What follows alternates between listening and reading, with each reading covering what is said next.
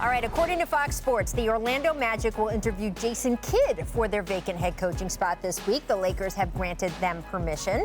Also, near the Celtics practice facility in Boston, this billboard went up campaigning for Becky Hammon or Kara Lawson to be the next head coach.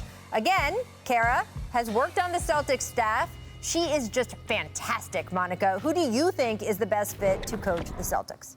I don't necessarily have a name yet, Rachel, although I like the connection that Kara has, but I have 3 C's that my candidates should have. They've got to be able to connect with this squad. They've got to be creative in terms of the offense and the talents of these guys, and they've obviously got to be able to convert in terms of everything that they're doing in practice and behind the scenes has to translate on the basketball court. Kara, I kind of like that idea.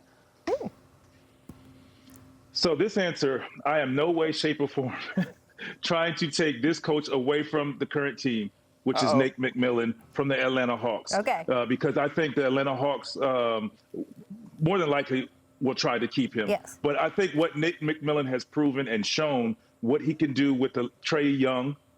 Yep. Just imagine, what he could do because he's defensive minded. He has all the pieces. He has all the young talent offensively.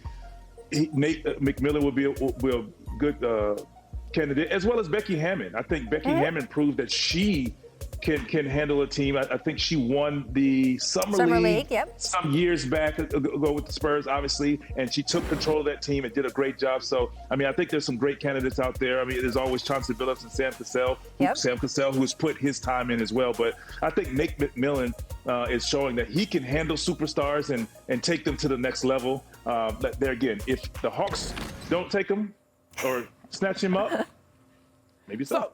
So much about this, though, Rachel, is also not just the head guy, but the staff, right? Yep. The head guy or gal, may I add. So I think if you can pepper in some of those names together, then we're really starting to cook with hot sauce. Well, that is true. Now, Kara, of course, has a job as the head coach for her team at Duke. So I think for her to move, she would have to be the head coach in Boston. Who knows if she wants to do that. The Nate McMillan thing is interesting. Also, whether he ends up going somewhere or not, because as you point out, he's such a great fit in Atlanta, and I have to think ownership will do everything they can to keep him.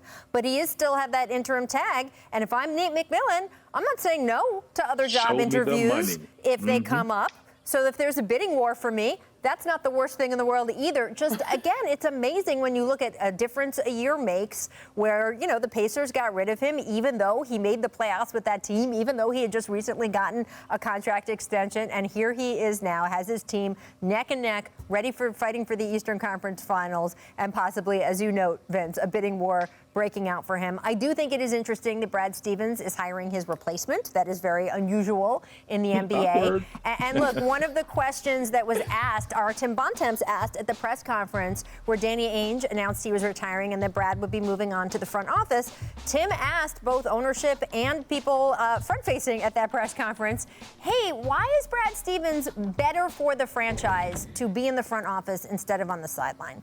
And there wasn't a great answer to that or a complete answer to that question when he asked it, but it tells me the fact that they made that move, that they felt that, and maybe Brad himself felt that his voice had kind of worn out there and that somebody else needed to bring a different layer to coaching guys like Jason Tatum and Jaylen Brown. So it is going to be interesting who they pick next. Absolutely. Because obviously those are huge assets for that franchise and someone needs to help move them on to the next level, to an NBA Finals level.